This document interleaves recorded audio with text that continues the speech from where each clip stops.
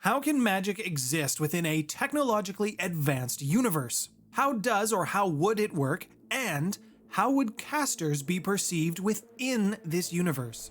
Within Starfinder, magic can be manipulated, it can be measured, it can be calculated and experimented with.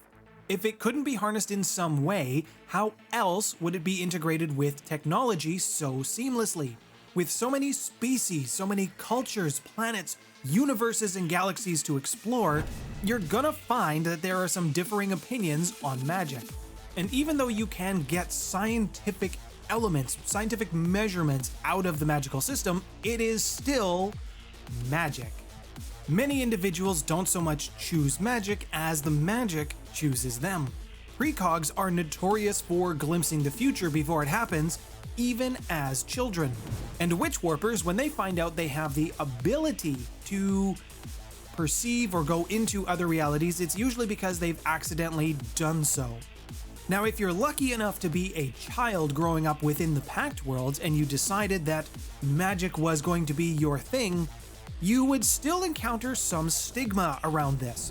It's likely that your parents, as long as they haven't met some tragic character history ending, they will discourage you from trying to pursue the magical arts. They will want you to go into something more respectable, like mechanics, or something safe, like drift engineering. Obviously, if you come from a family that already has magic users in it, they will be a little bit more supportive than those who don't, simply because they don't understand it. And with the advent of the internet, also known as the infosphere, finding others with your interests or a particular set of skills, it's not that difficult to do. Magic is everywhere within society. There are lots of schools, there are lots of practitioners. It's not difficult to find a magic association and start learning as long as you have the ability. Celebrities and performers use it to enhance their stage shows or their on-camera presence. Scientists will use it to advance their own research. Investigators and law enforcement will also use magic to help track down the criminals or solve the crime. Cults love to use magic to try to bring back the old gods and reap destruction across the universe. With all of this accessibility, at least within the Pact worlds, means there's a plethora of options for any of the caster classes. And the way they go about doing this can be personalized, but you can make some broad strokes generalizations as well. Witchwarpers tend to be quite social, so they tend to make friends very easily, and it's relatively easy for them to find mentors in this area.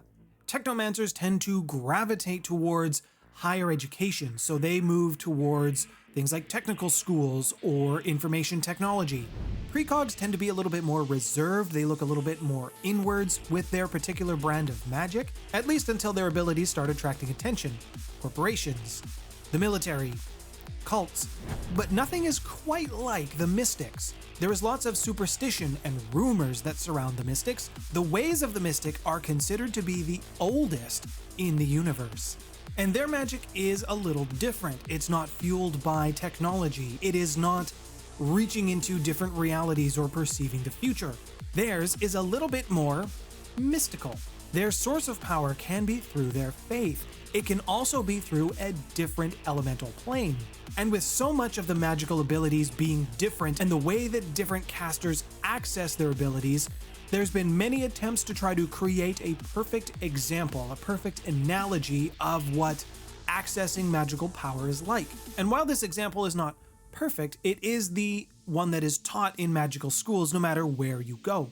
If you think of a calm, still pool of water, this water then begins to flow and turns into a river.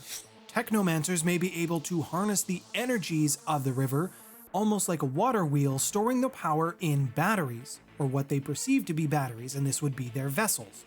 To a Technomancer, this magical adaptability, this magical power source may flow a bit like electricity charged by this river. For a mystic, think of the ocean. You have a very large body of water. It contains many things within inside of it, and that ocean comes to a small river outlet. Mystics are trying to harness the great power of the ocean and condense it through this small river. A precog would experience the same thing, except for the fact that their power is not derived from what's in the ocean having some form of connection to it.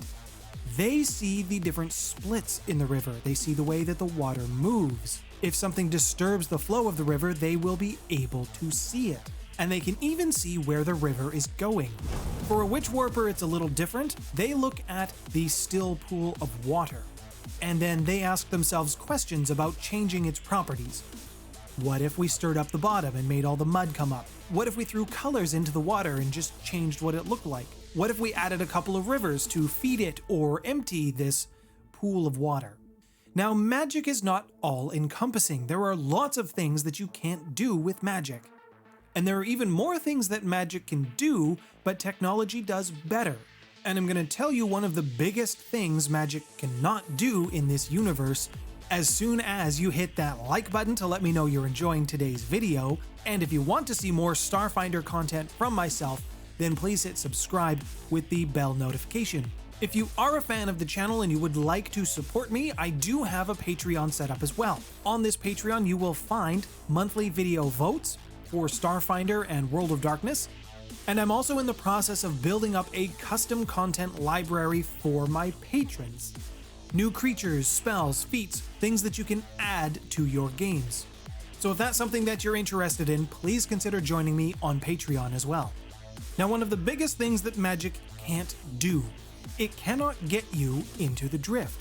The drift is a different plane of existence. It was created by the god Triune, and a signal was sent out across the universe to everyone, to every society. Everyone was allowed to access it. This was called the signal. This would beg the question that if you can't access the drift through magical means, does magic work when you are in the drift? One thought that seems to be commonly accepted is this. Magic is a universal force. You can think of it like gravity or maybe electromagnetism. This force extends to the material plane, the other planes, even the drift itself. However, the drift is set inside of a Faraday cage, almost, and the only way to get inside of it is to go in a door. Now, unlike a Faraday cage, if you were inside, you can still make phone calls. And you can think of the phone calls like magic. You can still send your signal out. You can still access things once you're there. Now, magical forces extend forward in time and backwards in time, and it is believed that the gap is a result of chronometric magic. This is time magic. The complete emptiness of the entire gap, the time that has been lost, it can only be because of time magic.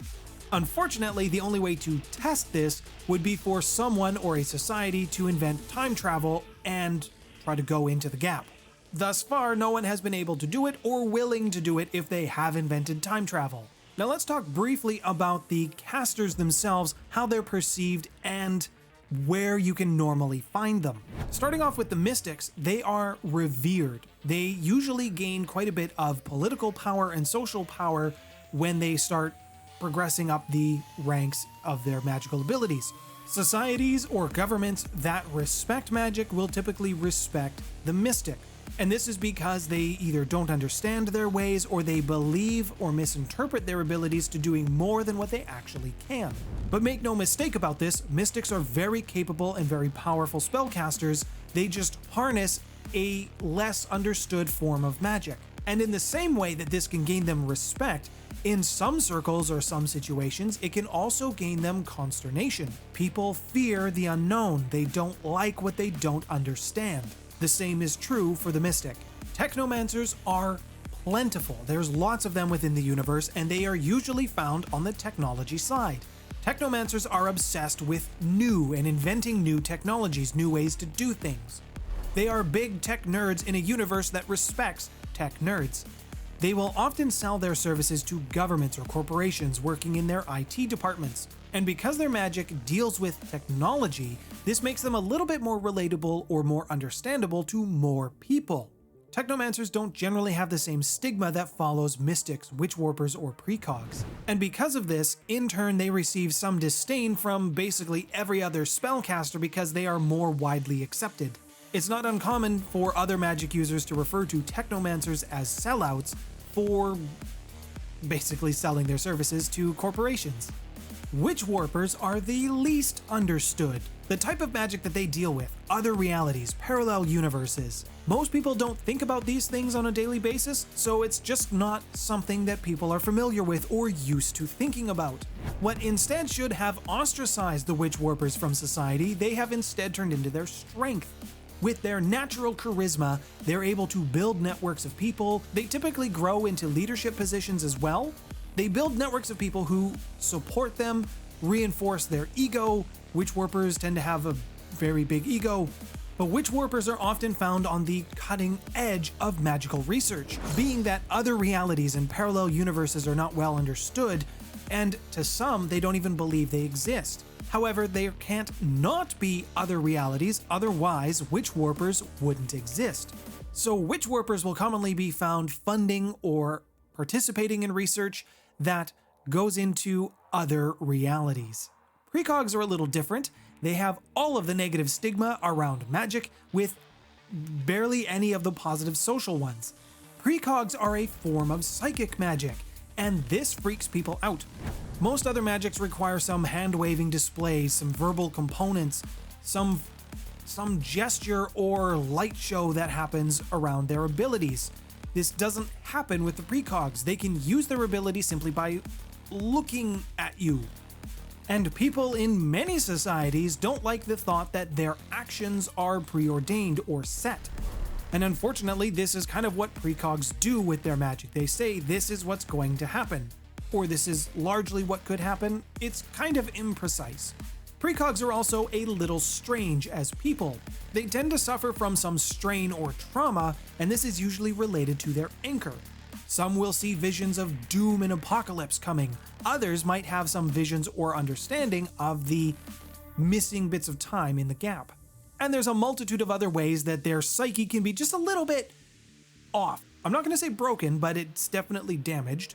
This will often leave them isolated, and in some cases, other magic users like the Mystics, Technomancers, sometimes the Witchwarpers, if they can come out of their own ego, they will feel pity towards the Precog because they're just not as socially adaptable.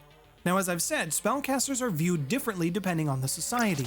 Often they are viewed as dangerous because their magic may not be understood by the people they are dealing with, but for those who don't understand what magic is or the limitations of magic, a spellcaster can do basically just about anything. And there are those who view magic as a waste of time. Why do you need to cast a light ball to make a light source when a flashlight exists? Why do you need to cast a missile of magic when a gun works just as good for shooting somebody at long range?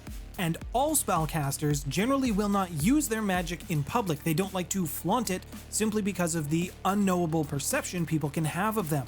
And it's not uncommon in very public places, especially like Absalom Station, to see no magic signs along with the no gun sign. And some planets, governments, or jurisdictions, they require spellcasters to be registered as weapons or receive permits for their magical abilities. A license to magic, if you will, to prove that you are responsible with your abilities. And everywhere you go, there are typically laws around magic as well.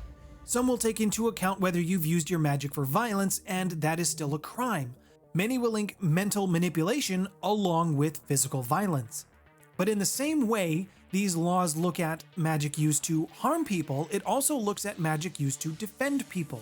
You're not as likely to go to jail if you are using your mental powers to de-escalate a bad situation. Preventing violence or loss of life could be perceived as a good thing, depends on the society you're in. When spellcasters do use their abilities in public, they call it lifting the veil.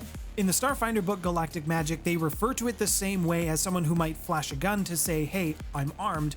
Lifting the veil is basically the same thing for magic users. Now, if you enjoyed today's conversation around magic, you might enjoy my video that I did on the Precog class. Thank you to all of my patron supporters who continue to support me on Patreon. Your support is greatly appreciated. My name's Nathaniel. Thanks for stopping by, everyone.